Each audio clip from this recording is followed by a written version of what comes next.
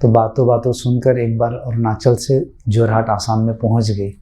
लेकिन सामने बैठी है तो अंदर युद्ध चल रहा है कि ब्रह्मा बाबा का भी ज्ञान चल रहा है, मैं जो बोल रहा हूँ वो भी चल रहा है। बैठ गई है, अब सिस्टर है, मन में उनकी भी आशा हो रही है कि मुझे भी कुछ शक्तिपात करेगी। शक्तिपात तो चलो उनको पहले ही शिविर में मिल गई, दीक्षा मिल गई, लेकिन अंदर में युद्ध भी चल रहा था। दीक्षा मिलने के बाद वो धीरे धीरे मेरे ओर अट्रैक्ट होती चली गई, मतलब मेरे शरीर की नहीं और उसकी ओर। वहाँ पे उनकी कुछ नहीं हुई, घर वापस गई, ध्यान वान कर रही है।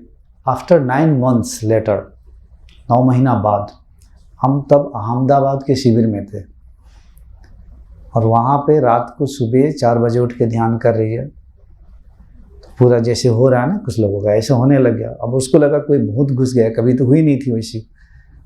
वो डर गई या हाई प्रेशर बढ़ गया।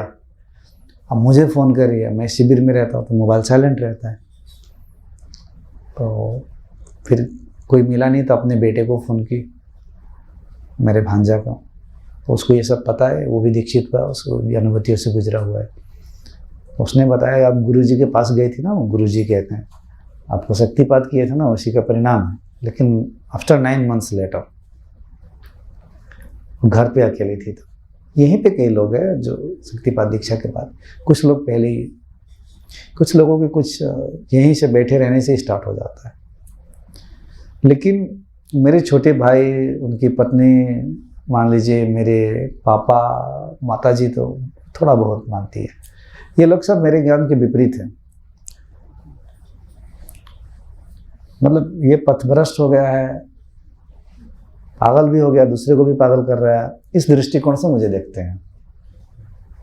पता नहीं पत्नी कैसे साथ में, क्योंकि मेरे अनुभूति के बाद 6 महीने बाद में वो भी इधर से गुजर गई तो समझ गई।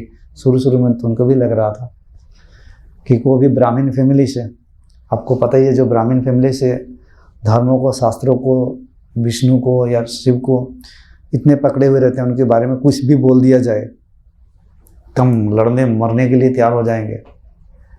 तो इनको भी ऐसी तलवार लगता था। और अभी भी इनकी माता को, सासू माँ को और ससुर जी को जब भी मुझसे बात करेंगे तो मेरा काम ही है कि उनको गुस्सा दिलाना। जो कर रहे हैं उसके खिलाफ बोलता हूं मैं, क्योंकि मुझे पता है उसे उनका गति कहीं नहीं मिलने वाली है। क्योंकि गुरु का काम ही होता है कि आप एक, वो सदगुरु ही था लेकिन उसको पकड़ लिया, उसकी अवधारणा, उसके सिद्धांत को इतने अपने पकड़ लिया कि वहां से आप निकल नहीं पा रहे हो। तो फिर एक कोई आता है और उसको फिर छुड़वाता है। क्योंकि एक गाय को किसी खूंटा में बांध दिया, उसको आगे निकलना है, तो जब तक रस्सी नहीं खोलेंगे तो गाय कैसे आगे जाएगी। तो कभी कभी हमारे लिए शास्त्र रस्सी बन जाता है, खूंटा बन जाता है, हम बांध लेते हैं, कभी मूर्ति बांध लेते हैं, कभी गुरुओं में अपने आप को बांध लेते हैं। मैं तो अंतिम में मुझे खुद को बोलता हूँ कि मुझे भी जला देना अपने अंदर खुद को, मेरे प्रति भी कोई आसक्ति नहीं रहनी चाहिए। बांधना नहीं है किसी से, कहीं भी, किसी तरफ से, ध्यान में रखना है। तो ये थोड़ा होश में रखना है। थोड़ा कभी कभी बीच में डांट भी मिलती है,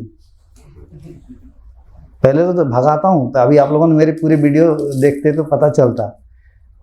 एक टीचर आए थे, फटाफट यहाँ आए, मेरी दीक्षा चली गई, वहाँ जाओ बैठो, दीक्षा नहीं होगी। बिहार से न कहीं से आए थे, कोई शिविर में थे शायद उस वक्त। बाद में उन्होंने लाइफ टाइम मेंबर्स परमानेंटली हमारे संस्था में जुड़ गए हैं। अभी वीडियो देखी थी, पैकिंग वुकिंग करके सब जाएंगे, जब कुछ काम ही नहीं होगा तो हम यहाँ क्यों रहेंगे। तो एक आदमी पकड़ा, अरे तू समझ नहीं रहा है, गुरुजी को पकड़ के रोका जैसे तैसे। और गंगा तट पे फिर जो हुआ उनको पता है, फिर रो रहे हैं। गुरुजी का तो पैर छू लूंगा, लेकिन गुरुआ का पैर नहीं छूंगा, वो कह रहे थे शिविर में आके। क्योंकि मेरी थोड़ी दाढ़ी उड़ी बड़ी थी तो ज़्यादा एजेड देख रहे हैं, गुरु माँ को कम है, ये कैसा गुरु है। और वो कैसे शादी कैसे कर ली कम उम्र की लड़की, इनके साथ क्या चल रहा है। बड़ा सद्भावना से आया था, गुरुजी मुंह में है और वो भी क्यों है, ये देखकर उनको मन में मतलब हलचल मच गया। अब आदमी उसी गुरु माता का हमारा पैर पकड़ पकड़ के रोते हैं। अभी हर वीडियो में कमेंट देंगे, रोते हैं, कितना दान पुण्य करके अभी भी जुड़े रहते हैं, शायद पिछली शिविर में भी आए थे। तो कहानी यूटर्न होती, गंगा का तट पे। हम जितना अंदर जाएंगे उतना ही हम अपने आप को जानेंगे। जितना हम अपने आप को जानेंगे तो सामने वाला व्यक्ति को जानेंगे। जितना हम कम अपने आप को जानेंगे उतना ही कम हम सामने वाला व्यक्ति को जानेंगे। जब पूरी की पूरी आप अपने आप को जान जाओगे तो सामने वाले को भी पूरी के पूरी जान जाओगे।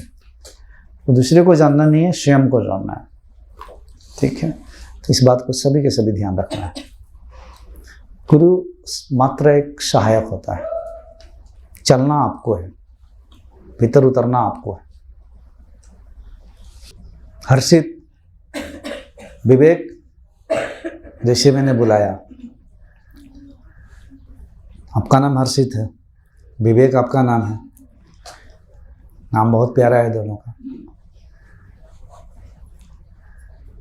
तो बाद में क्या होता है, जीवात्मा अपने नाम के साथ आसक्त हो जाता है। उसको नाम बुलाकर कुछ भी बोल दिया जाए तो उसको चोट लगता है। लेकिन हर्षित और विवेक तो एक शब्द ही है, ये भी चेक करना है। हर जगह अहंकार की स्थिति को चेक करना है। चेक करते करते आप जैसे बोध में आ गया, अवेयरनेस आ गया, अच्छा यहाँ मेरा बंधन है, यहाँ से मुझे कोई नियंत्रण कर रहा है, इसी आपकी अवेयरनेस में आया, एक कदम आगे चले जाएंगे आप, एक कदम आगे चले जाएंगे आप। ये 24 आवर्स का ध्यान है, अंतर्मुखी हो जाना है, देखते रहना है। ठीक है।